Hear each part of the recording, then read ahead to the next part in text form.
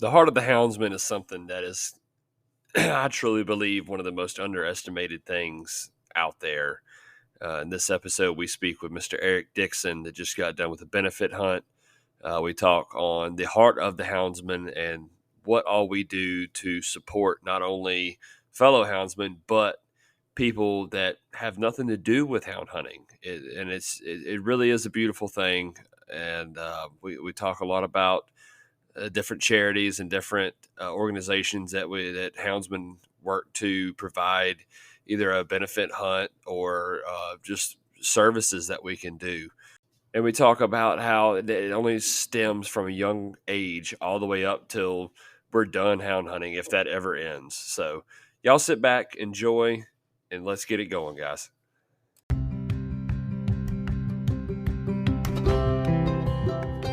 Welcome, everybody, to the Hounds Tales podcast. This is your home for field trialing and deer dog hunting. It'll be stories and discussions on the world of dog hunting. So let's drop the gate, cast your hounds, and get ready for another episode of the Hounds Tales podcast.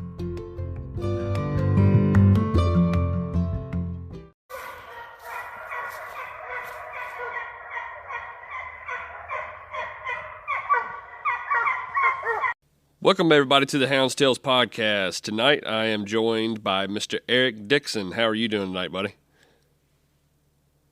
Doing great, man. How about you? Oh, man, I'm hanging in there and get ready to finish up this last week of deer dog season up here in Virginia and get the mind switched over to field trial season. Well, we just finished ours up January 1st here in North Carolina. And so, y'all starting over into your field trial season, huh? Yes, sir. January 1st was into our deer season. You know, we're not lucky enough to be in Virginia, Georgia, or, a different state that goes on into the, middle of January. Well, y'all starts a little earlier down there, doesn't it? Yeah, our bow season starts 1st of September, goes through September. Then you got a week or two of muzzleloader season. Then you go right into rifle season in October. Gotcha. So yeah, y'all start about a month earlier than us then. Yeah, because we're the weekend before Thanksgiving is when our rifle dog season, whatever you want to call it up here, shotgun season, that's when it starts up here. So we may start a little, we get that extra week at the end, but I think y'all probably come out a little better. I don't know when y'all's rut hits down there, but man, the bow guys that get to start in October and the muzzleloader beginning of November, they seem to always benefit really hard on the rut, at least the first rut. Yeah, I agree with that, because we have our deer season in 3 different sections, really. You got your western, your mid-western, your central part of the state, then you got your eastern, and we're in the eastern, which we get a longer rifle season, which our rifle season is in our peak of the rut. Gotcha. So what part of North Carolina are you at? I'm in Hookerton, North Carolina. Gotcha. And that's you said that's on right outside. Go ahead. Yeah, so it's right outside Greenville. Okay, it's all good. It's right outside Greenville. Gotcha. Yeah, I know just about where you're talking about then. If you're talking about Greenville. So yes, sir.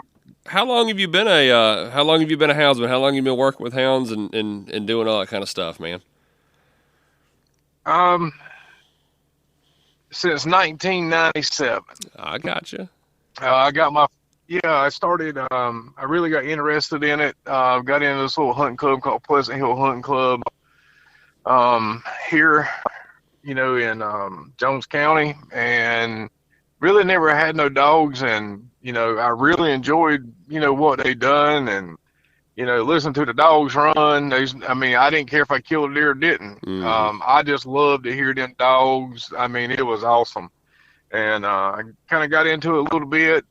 Had me some Beagle Walker Cross, and that's back then when you had beep systems. Right. And, you was out 2 or 3 o'clock in the morning and hoping you would find them. And right. There's nothing like a beep system. Yeah. And then get into the walkers. Do what?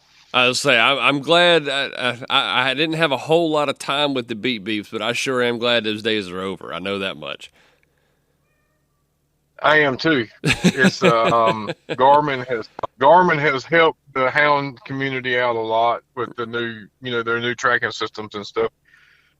After I got into the the Beagle Walker stuff, there's a couple guys in my neighborhood, David and Don Williams. I think it was William Brothers Kennels, and I ended up getting a walker off of them, a full blood walker, and I was like, man, this is what they're out there talking about street.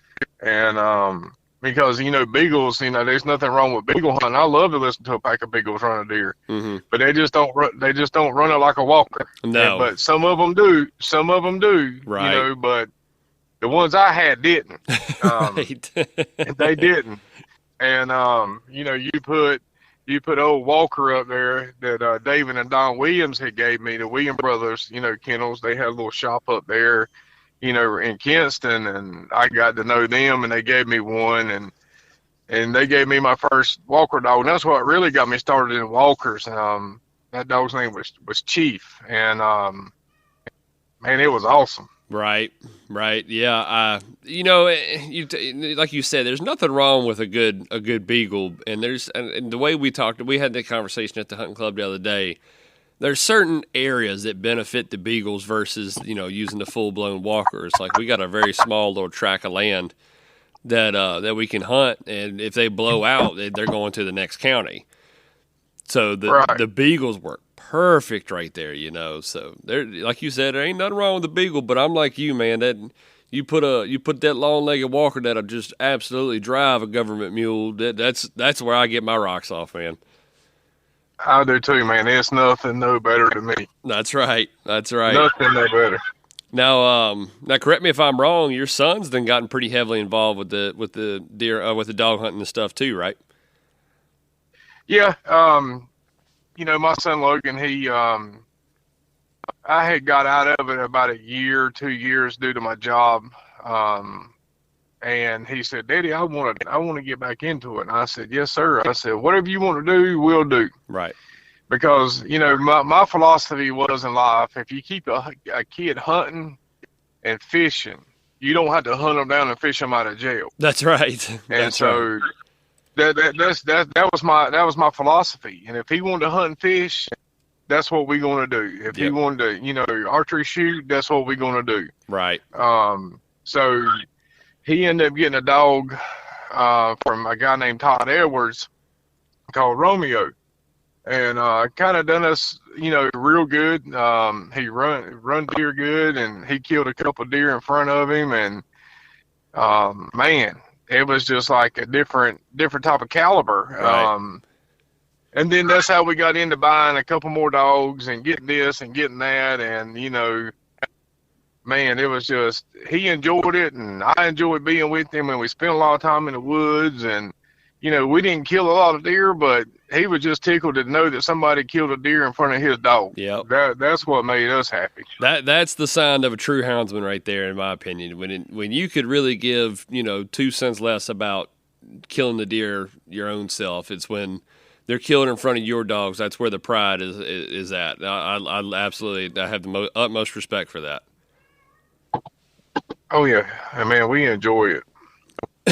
We do a lot of stuff together. He just turned 22, and we still do a lot together. That's and awesome. That's, I think it is, and the hound part of it brought us closer, I believe, because we're at the kennels together every day. We're watering dogs every day. Right. We're feeding dogs. We're looking at our dogs, and it's a different type of bond. Yep. Than what you can have. I just don't know how to describe it. It's just a different type of bond that you have with your kid or your son or your daughter or whoever your kennel partner is. When you're there every day together looking at your hounds, I mean, that's just right. That's a total different. That's awesome. Yep. That's memories I'll never forget with my dad and my grandpa and stuff like that, being in the woods and just being with the hounds and that kind of stuff, man. So that's awesome that you're able to get that too, and I'm super happy for y'all with that. So let's kind of get into what we got you on here for tonight, man. So for those that don't know and maybe not have seen it on Facebook or wherever, Mr. Dixon here just put a hunt on. It was the John Gray benefit hunt. It was one of the things that a lot of houndsmen do, and we'll get into that a little bit later. Is, man, if there's something in need or somebody in need, you're not going to find a more giving group than a houndsman, in my opinion. But before, I'm not going to jump ahead. So, Eric, go ahead and kind of give us a little bit of a rundown. Tell us who the hunt was for and what why y'all made it happen. Yes, sir. The hunt was for John Gray, man. John Gray's an awesome guy. A lot of people know John. He's a pillar in the community.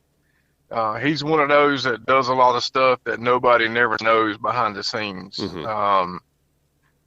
He's just a 100% true houndsman. He'll do anything to help anybody. As far as helping put on benefits, he don't say what he does. You know what I'm saying? He's Right. just he's a community guy. He's a houndsman that helps a houndsman or hounds lady. And I'm gonna touch on this just a minute, and on the cancer part, he found out he had cancer, but I'm a cancer survivor myself, and it hits home to me. A year ago, we done a benefit for this local kid, Matthew, and we raised quite a bit of money, to get him a diabetic dog. Right. And, John was right there. John was right there helping this youngin'. He didn't want no recognition. He didn't want anything. He was there spending his money just like we were spending our money to help him, at this past hunt. Right. And so John started having some problems, not getting into a lot of details about 4 months ago. Then he found out that he had, small cell carcinoma, which is a colon cancer. And, us houndsmen and hounds ladies, we jump into action. Right. Not this day and time with gas, food, medical expenses. It's a lot. It's a burden on somebody. Oh, yeah, 100%. And when you're out of work and you don't have no income, or you're waiting for your disability or your short-term disability to kick in, I mean, it could be quite a bit of difference. And so myself and Mike Davis and Miss Tammy and Nick Blanton and Nick owns Double N, Mm-hmm. Everybody jumped in. Right. Jeffrey Willis jumped in. We said, let's make this happen. And, it happened. This past, like I said, on the 31st, we had to change the dates, due to the weather. But, right. Everybody come together, to make it happen for John. John is, he needs our help right now. He needs our prayers. And that's why we all jumped in to help John. Right. That's awesome, man. That's, excuse me. Just like you said, just the fact that y'all saw something that needed to happen for somebody that's like that, somebody that's sat behind and done so much for everybody else. It's awesome that y'all were able to turn around and do something like that for him. So where was this hunt at? It was down at, which pen was it at? It was at Bay Bush Fox Pen, Mike Davis's Fox Pen in Vanceboro. Gotcha. North Carolina. Right. That's, yeah. I thought that was right, and I'm just trying to get my bearings straight. It looked like it was a pretty good hunt, though. How did the hunt go? How did everything line out with it? Man, it was awesome. We had I'd say 150, 175 folks there. Just not to run dogs. Yeah. I was going to say that's a big crowd. Yeah, we had, people to come, like Mr. Jeffrey Johnson didn't even have a dog. Mr. Jeffrey showed up. Just to name, just naming him. Mm-hmm. We had, a couple other people. I said, well, more than just a couple, 50, 60 people out in the neighborhood just show up to help. Anything we needed, they were there to help us. They bought stuff. They done whatever. We had 68 hounds that showed up. for the puppy hunt. And Right. I thought that was pretty strong to be a January, January hunt. Right. Um, you got people, man, that would just donate money that would even there to help John out. Right. And, from Virginia, North Carolina, South Carolina, Brian Haas from South Carolina donated a dog. Um, you know, like, I don't, me and one of my kennel partners that we bred a dog, we donated a dog. Mm-hmm. Adam donated a dog, well, puppies, Yeah. Yeah. and, Yeah. and it was just, it was an outpouring of appreciation for a brother in need. Right. That's what it was about. Yeah. And, it was pretty awesome, man. Yeah, I know. It looked like every time on Facebook I seen something, it was people. It looked like almost every day you were posting about somebody that was donating something, whether it was big, small, little. Didn't really matter, but somebody was trying to donate something to that hunt, even if they couldn't be there. That is exactly right. I mean, you take Trevor Jesse, you take Cole Bowers, you take, um, I know I'm missing a lot of people that donated breedings. Right. Brandon Whitesnot, man. Look, Brandon Whitesnot, whoever spent the most money, got a free breeding anything in his kennel. What else could you ask for? Right. That's a man stepping up to help. That is a man stepping up to help somebody. Yeah. No kidding. Mr. D. Yeah, Mr. DJ Barnett Bennett, he lost his mother, and still gave us a breeding, and he stepped in financially. Wow. There's a lot of people, man, that I can't name everybody that Yeah. helped because I Yeah. don't have everything in front of me. North Carolina, South Carolina, Virginia, Kentucky, Randy Fraser from Louisiana, man. You can't ask for better people that stepped in to help. That's awesome. I mean, it was just one of the top five I'd say one of the top three benefits that I've ever been a part of. That was awesome. That's awesome, man. I love seeing that stuff, man. And that's the kind of stuff that we got to promote, man. It's that kind of stuff that really shows you how houndsmen are. And like you said, it's not just like, it wasn't you put this thing on and it was just guys from the area and it won't know like just the houndsmen showed up and stuff like that. It was all up and down the East Coast. You had people reaching out to donate and do things and help out. And that's just, man, that's incredible. Yeah, Timber and Shore, Jessica's Gun Shop, she Right. donated a pistol, for auction. Timber and Shore sent us a lot of stuff. Stephen Ball from Salvation Dog Supply, out in I think he's in Louisiana or Mississippi. I think I can't remember. Louisiana, Mississippi, he sent stuff. I mean, a Nook Shook, dog food from Canada. Right. Black Gold, Pride, Value Pack. All these people, man, they jumped in to help this guy. Love it. And that's what the houndsmen and the hounds ladies are about. Yep. It's about helping somebody. Yep. That's it. So how many how many dogs did you say y'all ended up having? We had 68. 68, which is, like you said, that's a really good number, especially after having to reschedule a hunt, due to weather and stuff. And it was on the 1st, correct? It was on the 31st. 31st, yeah. December 31st. People, and I thought it was pretty awesome, due to, people's got families. Right. They're trying to have get-togethers, with their own families, due to sickness or, the flu's going around. Because, my house was hit with the flu and we had to, move some stuff around for Christmas and New Year's. And, I thought that was a pretty good strong showing for that time, for that day of the year anyway. Yep. I agree 100%. So, how many judges y'all end up with down there? I think we had 26 judges. Man, that's awesome. 26. How big is that pen? I've never been. I haven't made it down there yet. It's close to. I think it's right at 400 acres. Gotcha. So that many judges, y'all had plenty in there to get everything. Oh yeah, we had a great time. 26 judges. I mean, we had it covered.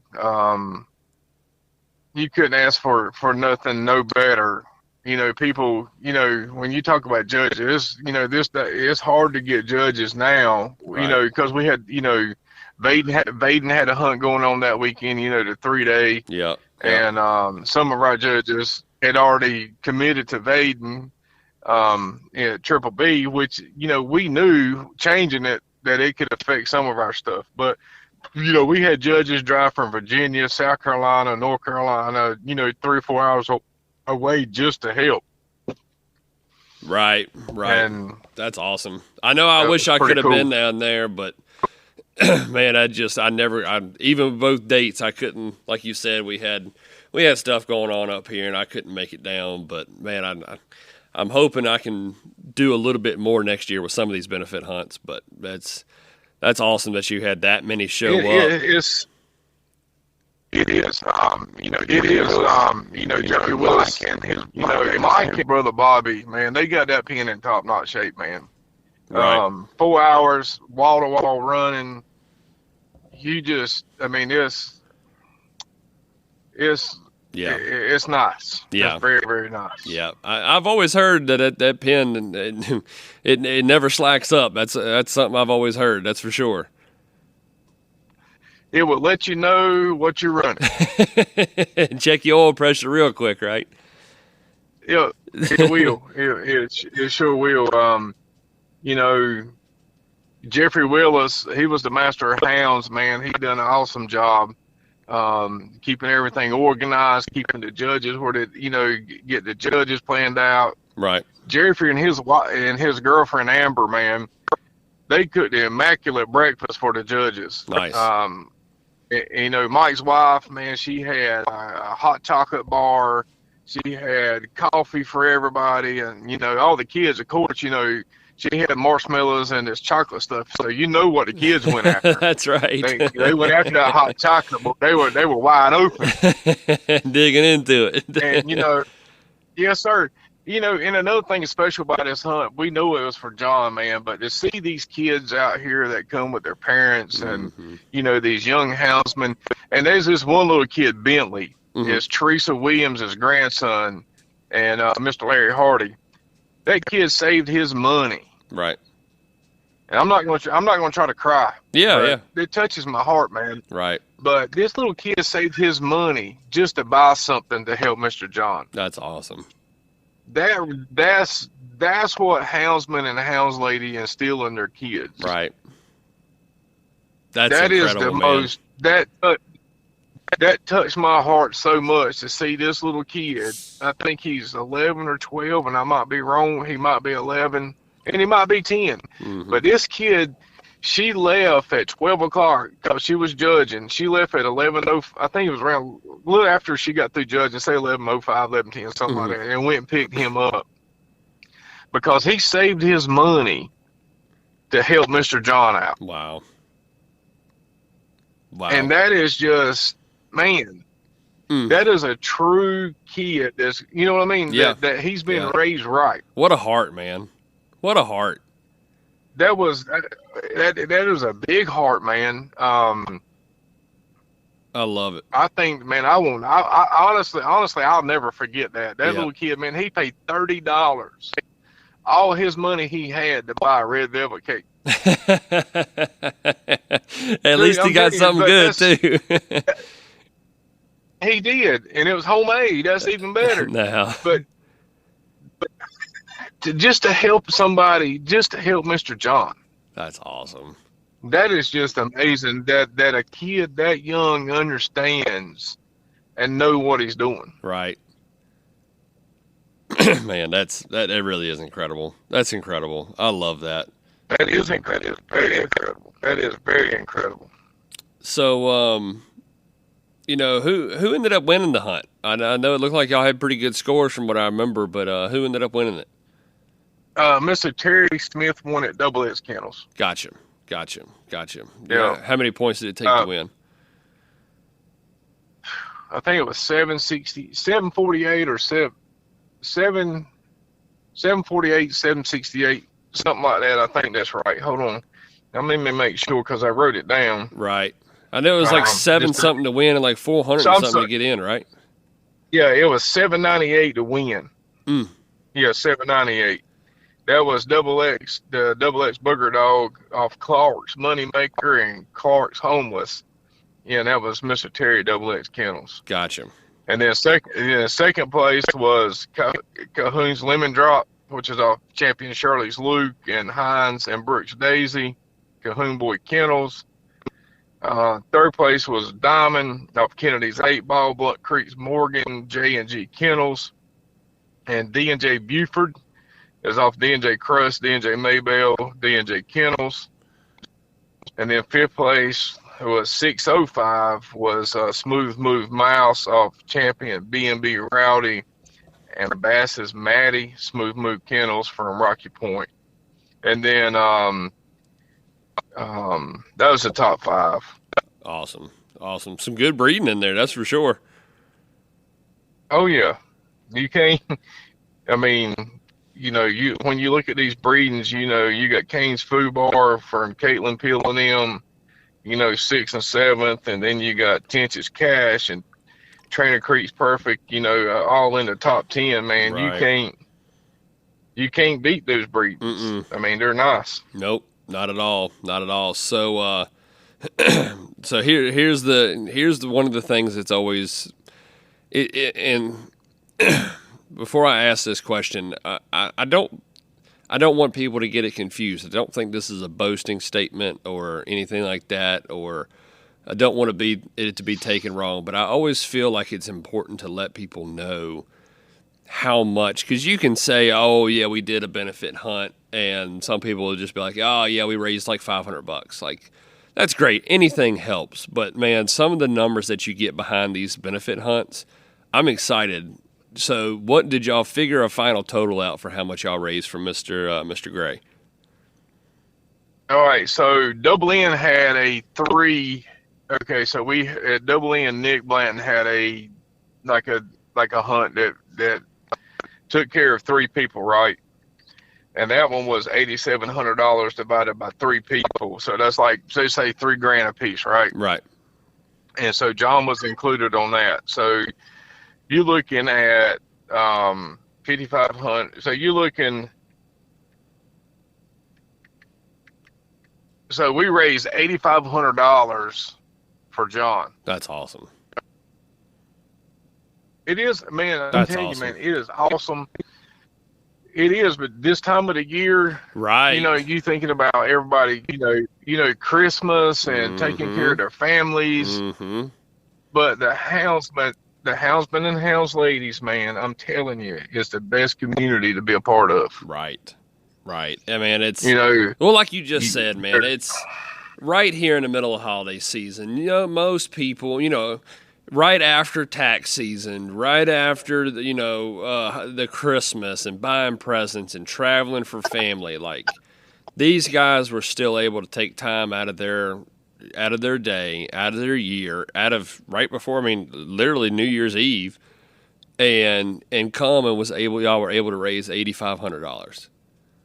Like, right. that's man. It's insane. It's insane, man. I'm telling you, the hound community, everybody has bad apples. It Right. don't matter what you do, where you go.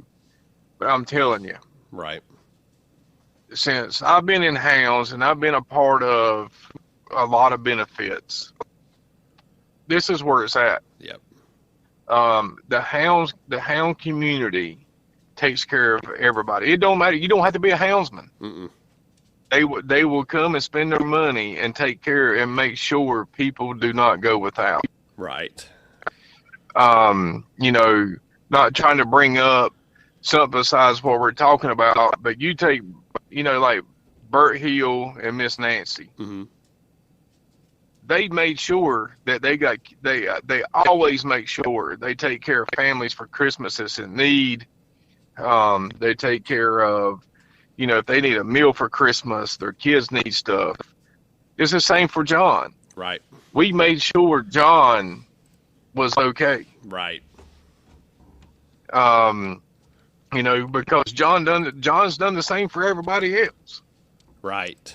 And now it's his time. It was his time to reap, some, I won't say the benefits, but to show the support with him in need as everybody else as he's helped in need. Yeah. Yeah. That's, yeah. And that's what it's about. It's about helping each other. It could, I had a conversation with a guy at the hunt, and it could be me tomorrow. It could be you tomorrow. Yeah. It could be whoever tomorrow. We don't know. Only the good Lord above knows what's happening tomorrow. That's it. And that's it, 100%. And I believe in giving, because you will receive back somehow in your life. You will receive back 100-fold for what you do for people. Right. And don't do it in a boasting way. Like everybody that I've been a part of the benefit, especially with John's benefit, nobody's boastful about it. Right. Not one person. Right. Everybody's there for a reason. They're there to help John. Yep. And that's what, and man, I'm telling you, man, that is exactly what the houndsman and the hounds lady community is about. It's about taking care of each other. Yep. And that's that's a really good segue, just to kind of keep talking about the houndsman generosity and the houndsman way, quote unquote. It is amazing, and I'll put this little tidbit. I had to look it up and double check my number before I come on here. And I may be wrong on this, but I think this is probably the biggest benefit hunt that goes on within the hound hunting community every year.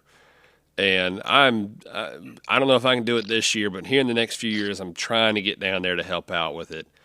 And I hope I say the name right. The Lebanon Children's Hospital benefit hunt that Mr. Craig That's Tudor, correct. Yep, that put on every year. That is one awesome hunt. This year, well, it's 2024 now. So last year, their hunt raised $127,000. Good God, man, that's awesome. $127,000 to a children's hospital, straight to them. That is awesome. I wish we could do that in every county in North Carolina, Virginia. You know what I'm saying? Right.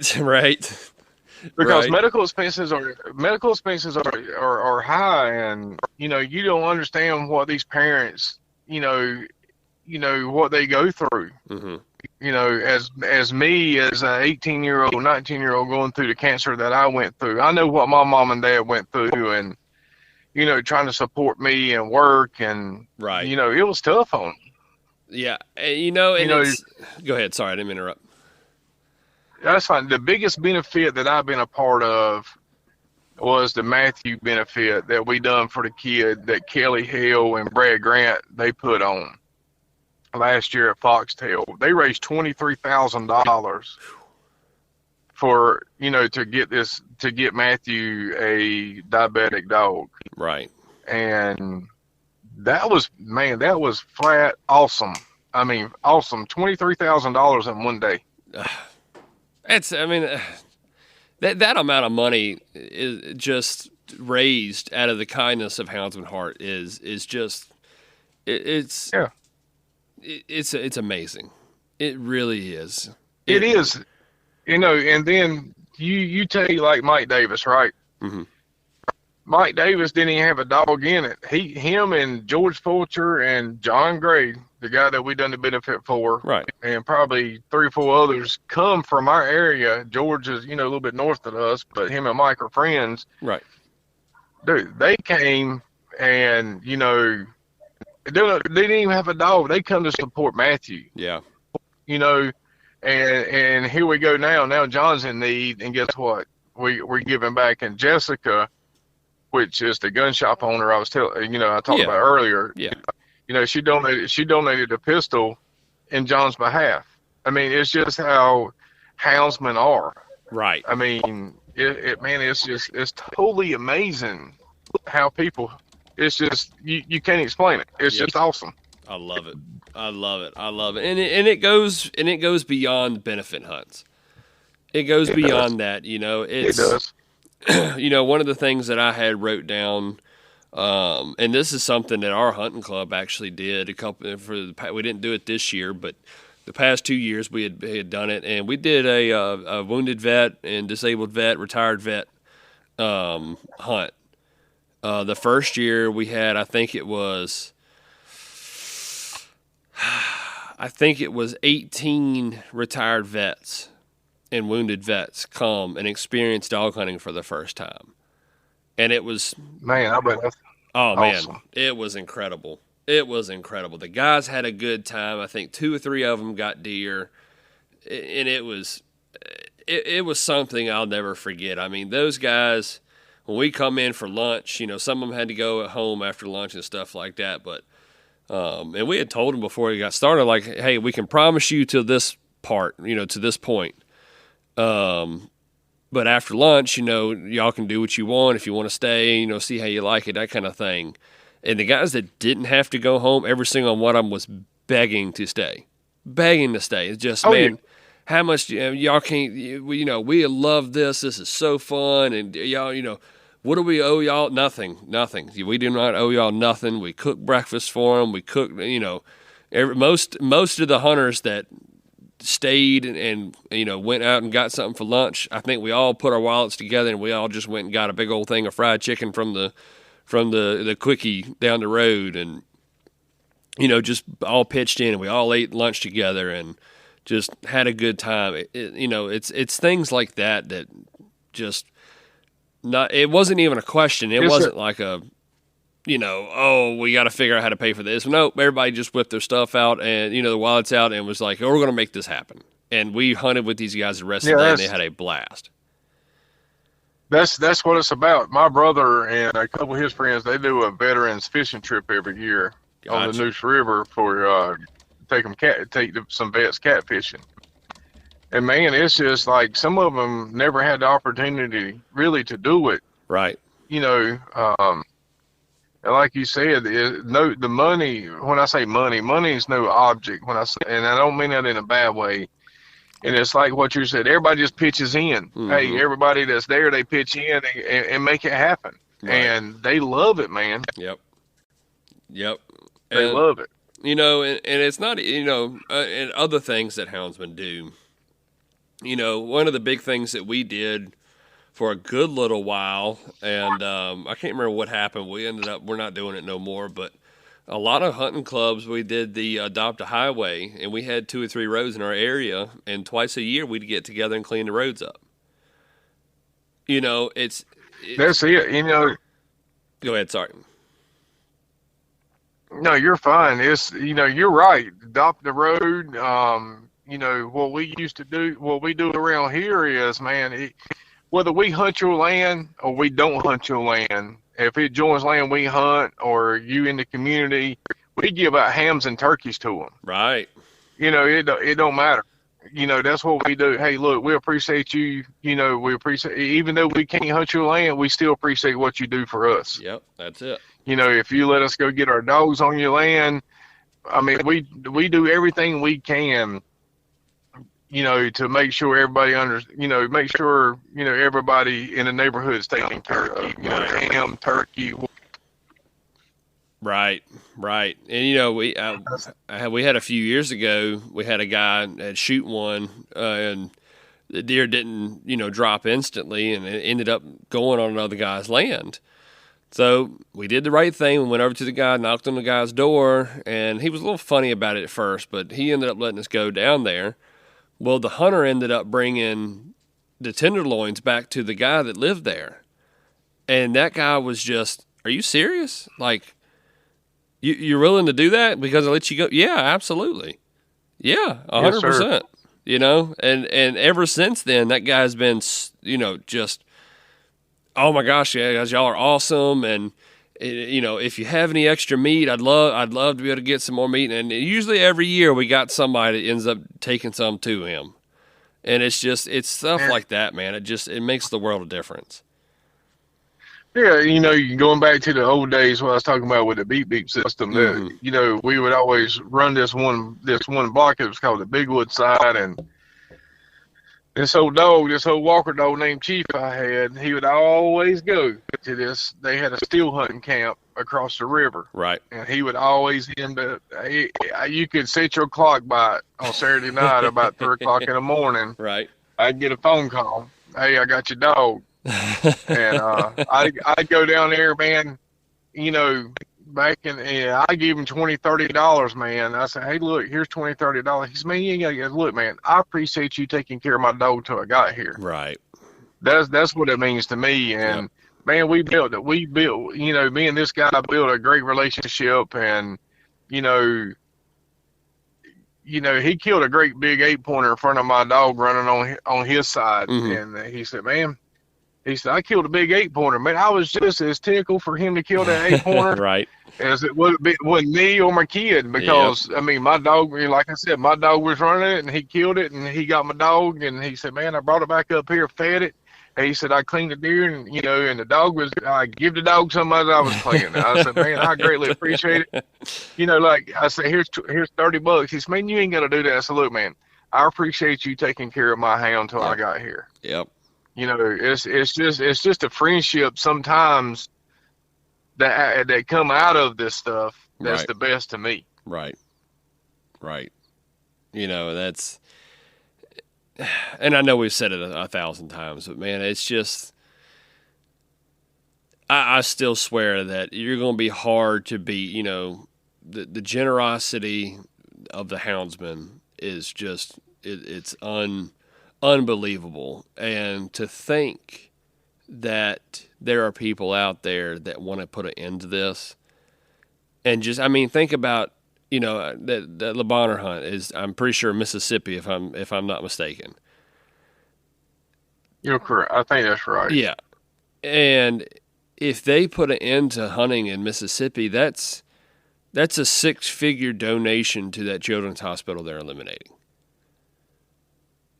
Right. Every year. Every year they put that hunt on every year, and I'm pretty sure it's gone up in amount donated every year since they got it started. You're exactly right. So, I mean, just to think that, you know, like Mr. Gray, if they eliminated it, they're removing $8,500 from that guy that he could use to pay medical expenses. The other fellow that you're talking You're about, exactly right. You know, it's man, it's just.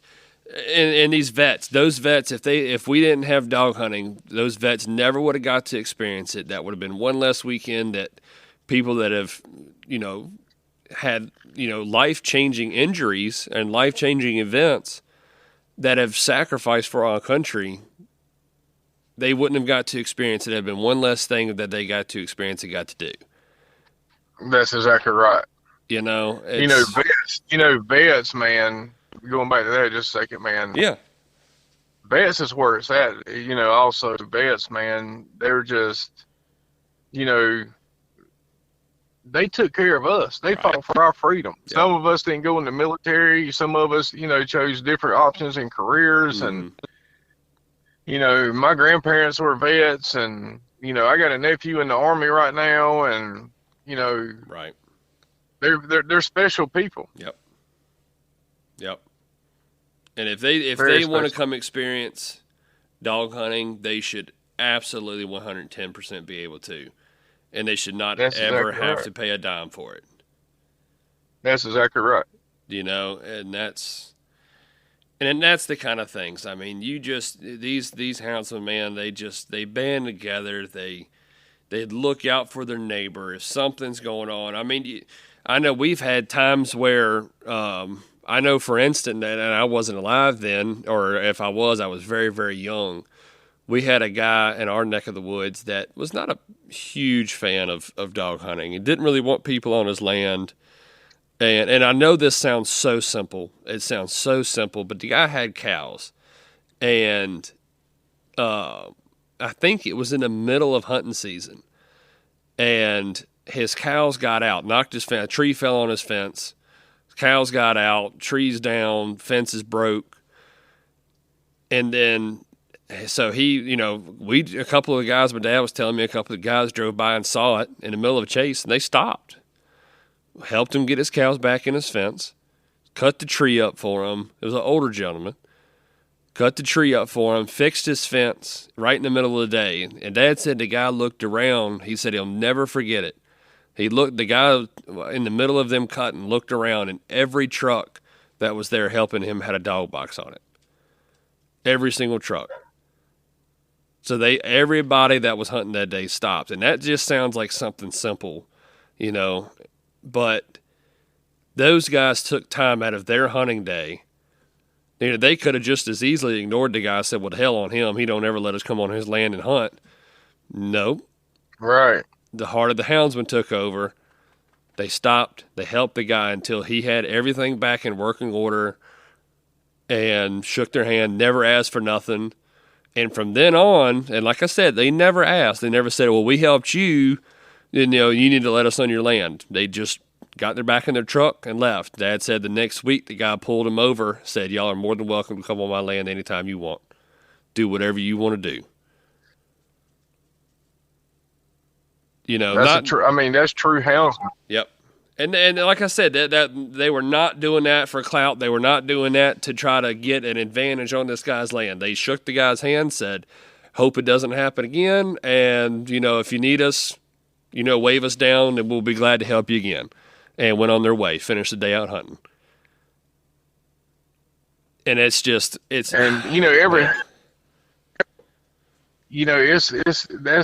true, sportsmanship, because that was that man's livelihood. Right.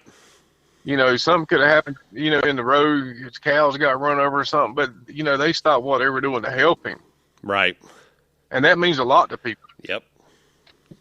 That's it. So let's kind of touch back again real quick. Just, we'll kind of touch back on the hunt for one last thing real quick.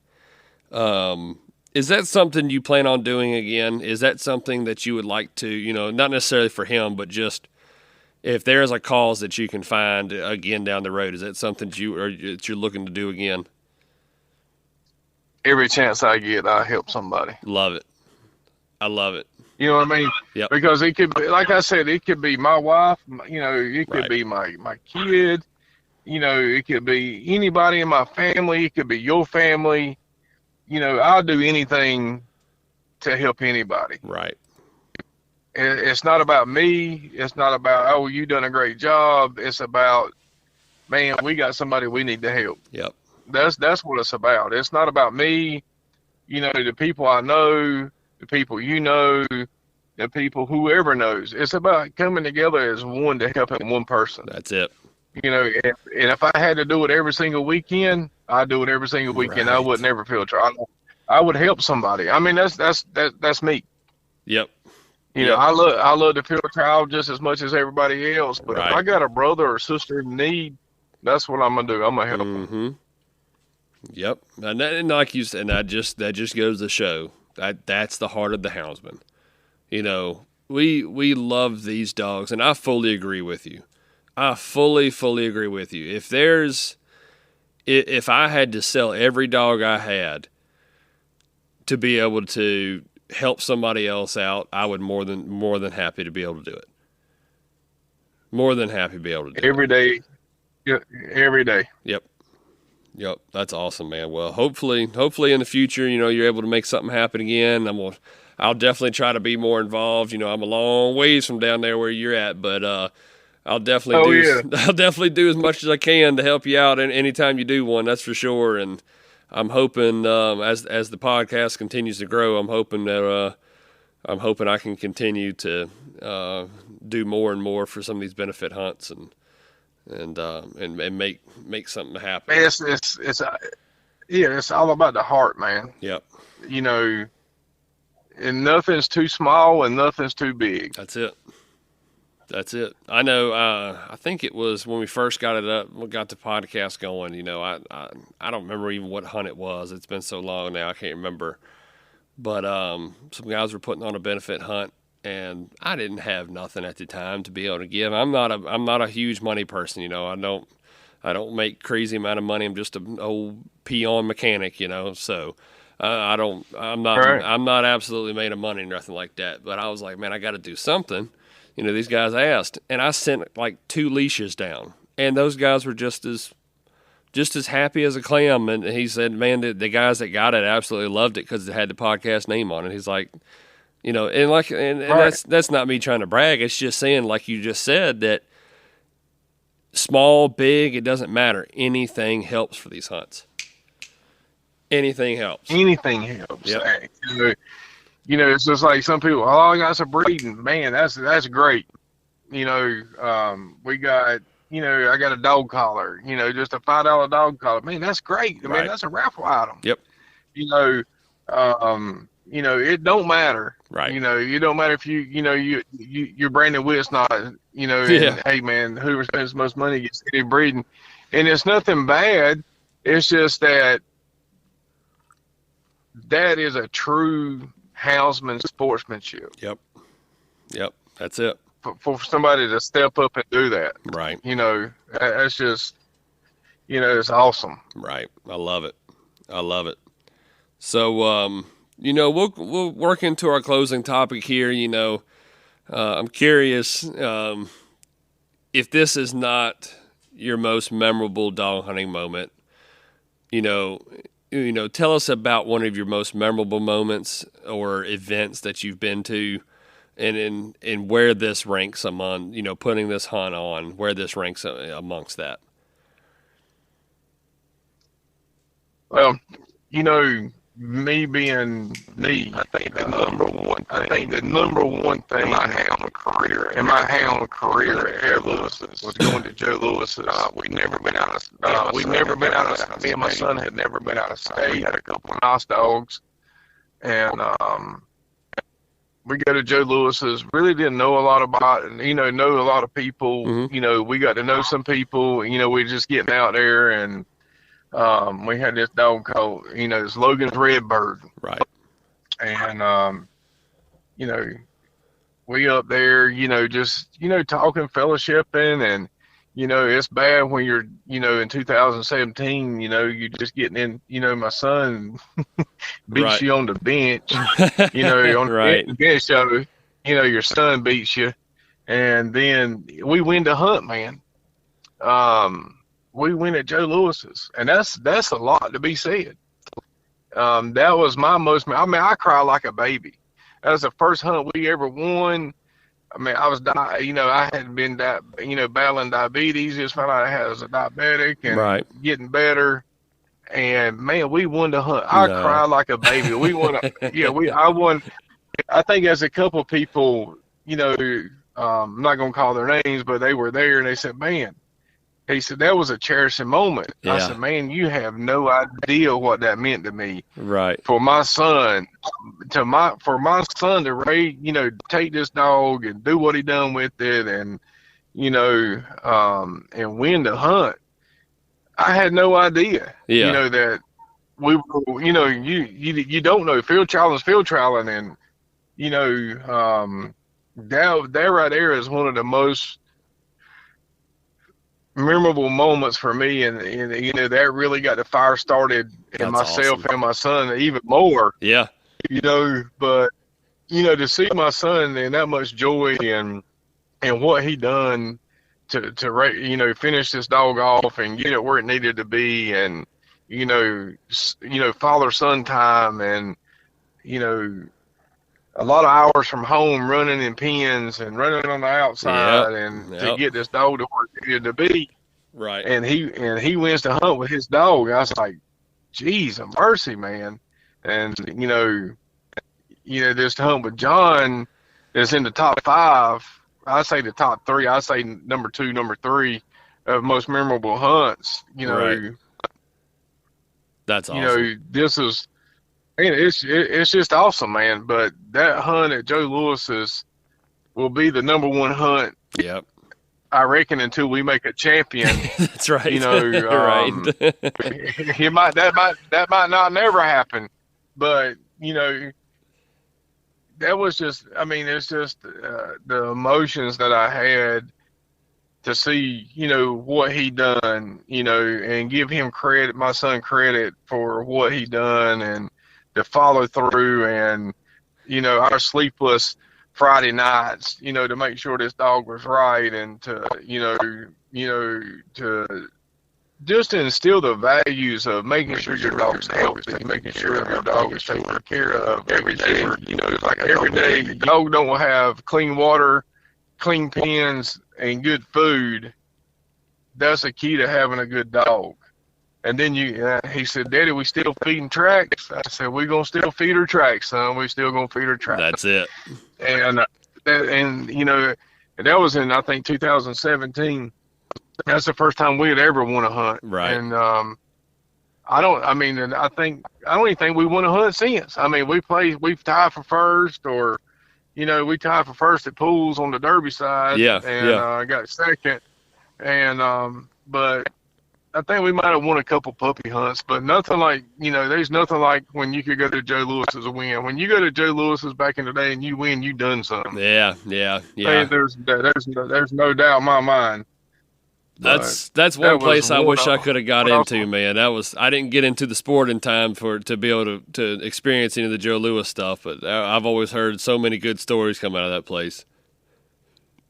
Man, met a lot of great people, man. Yep. There at that hunt, and that's what just got us digging deeper. And when you get that win, and then you got an alpha, man, we got an alpha 100 combo right, winning, and that just set the fire in my son. Right, it hasn't stopped. You know, it hasn't stopped. It was on after that. I love it. It's been on. That's awesome, man. Well, we're hitting close to the hour mark, man. Look, if nobody else has told you, everybody in the hound hunt community is proud of what you did, man. That was awesome.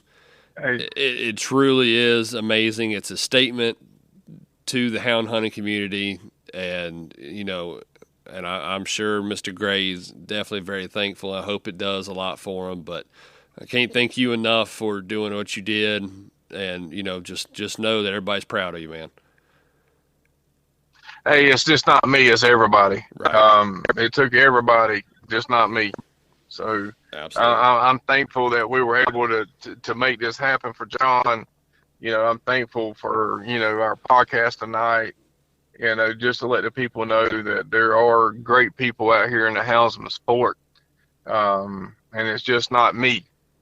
It took everybody else involved to make it happen. Right. You know, I was just maybe the one that, you know, posted everything, but everybody that gave is the ones also that helped make this happen. That's awesome, man. I love it. Well, I'm sure there's probably a laundry list of people that you would probably have to thank, but is there anybody that sticks out, any special thanks that you need to give out before we wrap it up? Yeah, you know, Mike Davis, man, Bay Bush, you know, him and his brother Bobby's got that pen rocking. If you ever get a chance to come run, or come to a hunt, you know, Jessica's Gun Shop, you know, Brandon Witsnot, you know, Trevor Jesse, you know, Cole Bowers, you know, Mr. DJ Barnett, you know, a couple big people like Michael Nanny, Daniel Gonzalez. There's a lot of people. I know I'm leaving out 100 people, but right. These people, man, you know, Jeremy at Low 10 Outfitters, you know, I mean, Law 10 Outfitters, you know, Timber and Shore, Nook, Shook, Black Gold, Pride Value Pack. You can't thank them all enough, man. Yeah. And I know I'm leaving out probably 100 people, but, you know, that's on the top of my mind right now for a second. And they're just awesome. Everybody that donated, we appreciate it. I appreciate it. And I know John appreciates it 100%. Love it, man. That's awesome. And I'll sit here and, you know, like I said, I didn't do a whole lot, but man, I'll thank everybody out there for doing something for this hunt and all other hunts. Like you said, it's not just you. It's everybody out there that has took the time to put on a benefit hunt.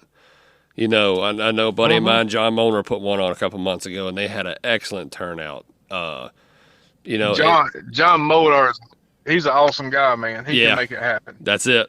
That's it. Guy. Yep. He's a hard-working SOB. That's for damn sure. Yes, sir, and he'll make it happen for you. That's right. Well, Eric, man, I really do appreciate you coming on here. Again, thank you from the hound hunting community for doing what you did, and can't wait to see what your future holds with the sport, man. And then we're giving 10 dogs for this podcast. Who's the first 10 people to apply, comment on this? We're gonna give 10 dog running time to Bay Bush Fox Pen for y'all. Perfect, man. That's awesome. That's awesome. Y'all heard them. And then you just do it. Yeah. All you gotta do is first 10 people comment. We're gonna put your name. You put their name in it. Draw it out. Let me know who it is. Absolutely. Absolutely. We're gonna make it happen. Y'all heard it. Y'all comment on the Facebook post, on the Hounds Tales Podcast Facebook post, and the first 10 people to do it are going to be put in the raffle. We're going to make it happen. Yes, sir. We'll make it happen. Awesome, buddy. Awesome, buddy. Well, Eric, man, it's been wonderful. Thank you again. Good luck with your 2024 upcoming field trial season. And to everybody out there listening, thank y'all for listening. Make sure to hit that like and subscribe button. Go back on our Facebook page, yes, comment sir. on it, share it, and we'll get you in the drawing for that pleasure running time. So, everybody out there, All right. thank y'all for listening, and like always, happy hunting.